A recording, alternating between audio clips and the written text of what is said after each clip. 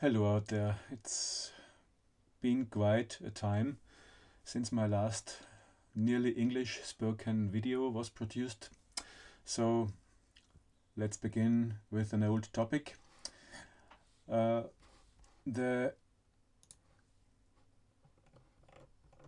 This thing, people who followed me through the years know this thing. It's made by where did we? Okay.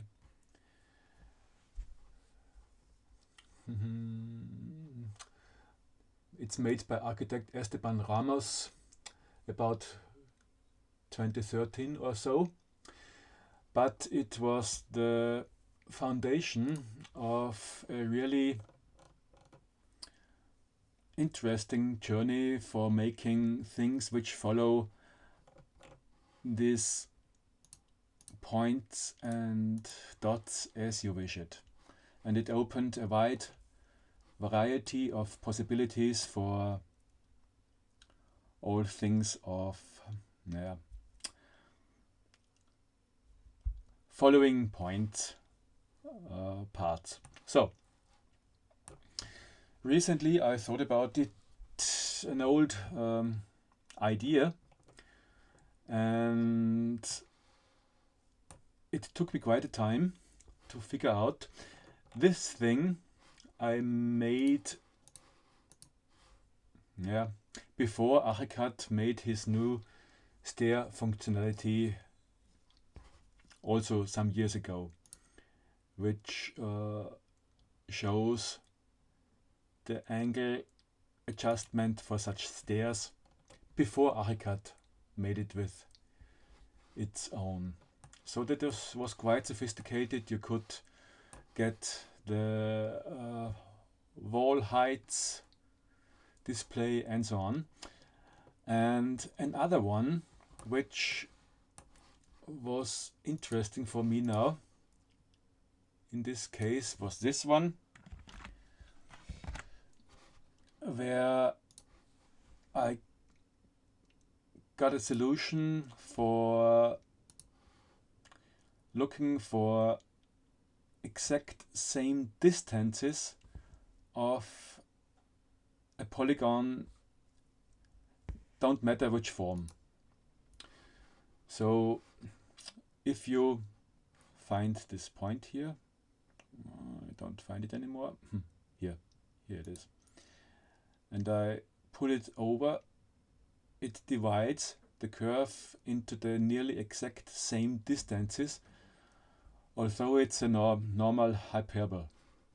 So go back, and I thought, how would it be if I take the old GDL from Esteban Ramos and divide this length of this thing into equal distances.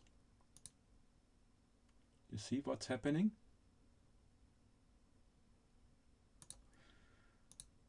And I thought about the functionality like this to get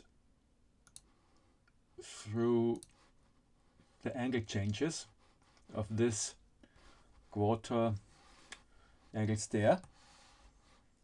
Don't know how you call it really, but I came up with the idea that when I divide the going line, the running line, through the exact same distances, you see, here are always the exact same distances, and what's left here will be added to the next, so it can go around the corner. And what if I just calculate these measures, a little format. So I calculate these measures which are divided from the middle to here, to here, to here, to here, and aliquotly change it to the outside and to the inside. And it came quite well, I think. So you see, I had to make middle points. So architect Esteban Ramos GDL made the middle points to get new points, but I took them to make new parts between, always the half. So this stair, or what you call it, doesn't matter. This stair always makes it from here to here, from here to here. You can do this, but you get also a new point here, which always from here to here, here it ends, and here it begins to change the angles. The next problem I had was it shorted this edge. I've solved this, but the points I got, like here, this point isn't included in making this stair step. So this was also not included. So I had to figure out how to put this point also in the row of the stair steps to get it. You see, at least I got it.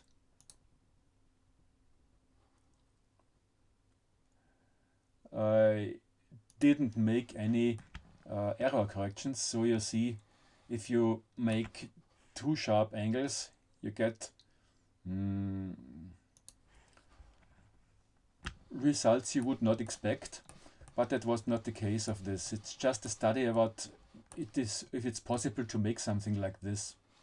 So I didn't think about calculating the right height for story, but story level. So I just added new steps. How did I do this?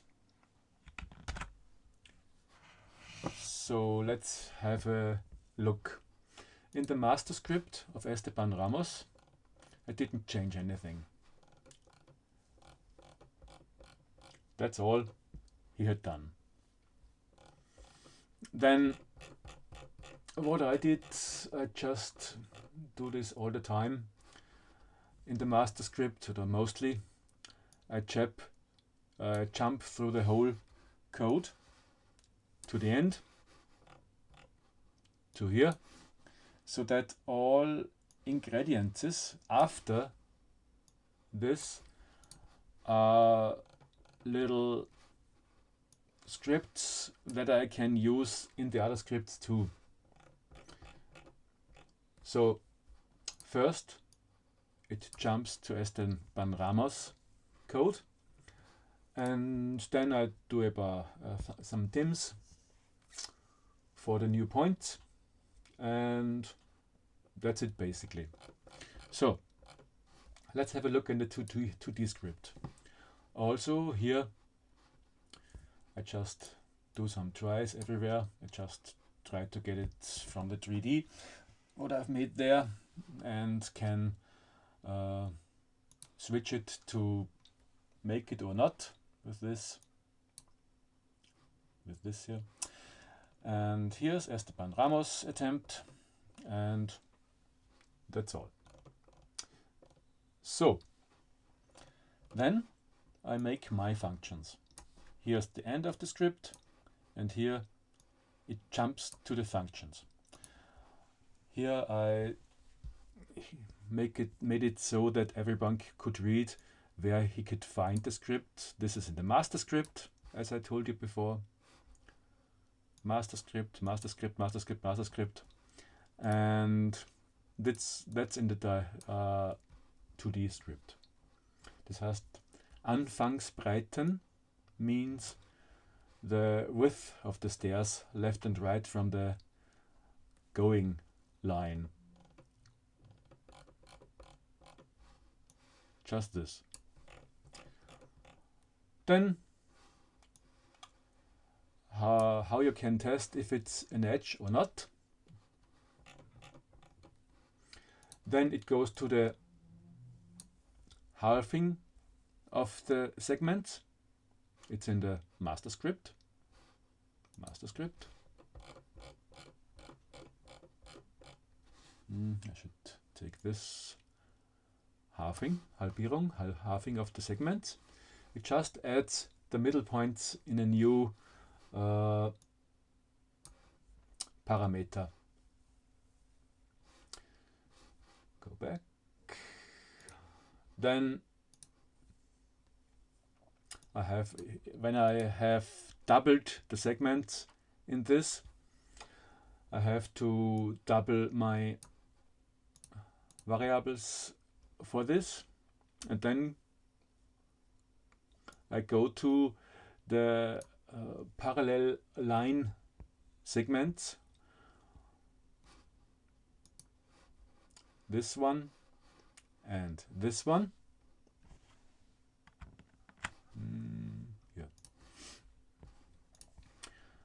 And some calculations, and then where I get the new points, and then make a test if it's an edge. And the same thing you find in the 3D script. First, to get the broadness of the steps, like in 2D, then get to the doubling of the segments, then the parallel edges on the outside, then some calculations, and then get the points. Let's have a look at get the points. It's in the master script, obviously. Master script.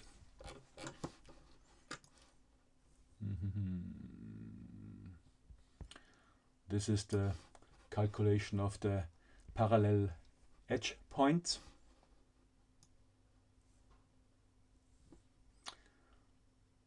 The cutting points, the edges. Draw parallel lines, and that's it. So where do you have it? Calculations. Oh, I have to jump back. Lageberechnung. Copy string F to string V, and let's have a look. Okay, go to Lageberechnung. Here it is. So some dims and the lengths of the segments, and I've done it this a month ago. I want to know the exact point length from the beginning point for every point. That's then the distance from the beginning point for every single point. Then show in which original segment the new points are situated. Then the calculation of the points where they are, the step points for each step. And here I test if it's in the first half of a original segment or in the second half of an original segment. So let's go back to the 3D script. And here, this is the function for the 3D. So,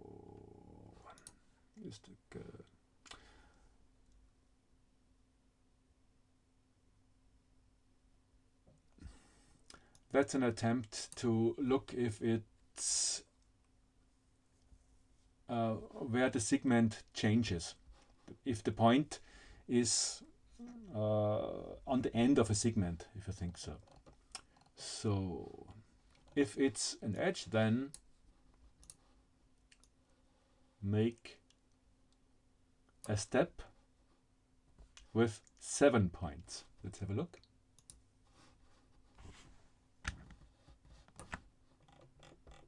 Normally you need 1, 2, 3, 4, 5 points.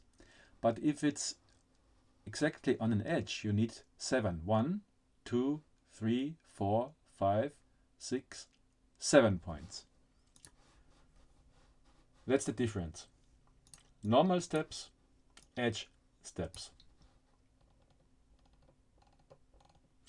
And it's a group.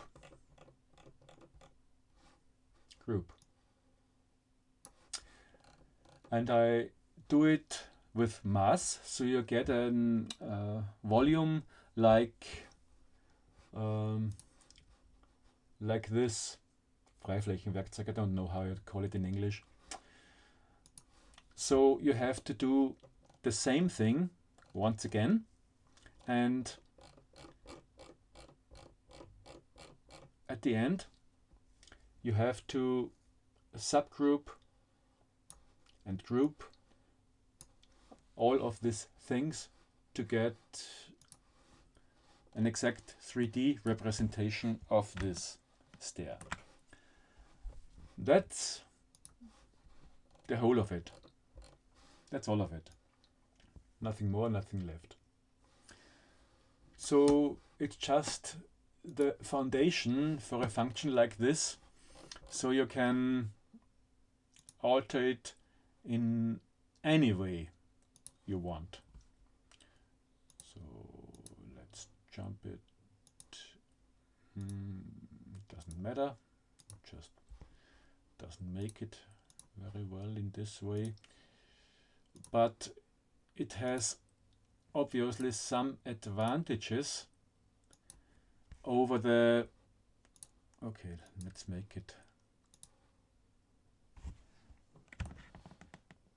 now come and turn it.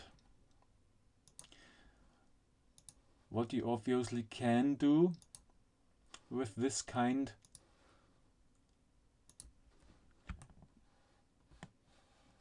okay, there are some things I didn't think of. Okay, you can't overlap it. I thought it would be possible, but it's not. Okay. I can overlap the 2D, but not the 3D. It's just to develop a foundation for a new kind of stair functionality. An idea, if you can follow. Okay, just wanted to show the progress of something like this.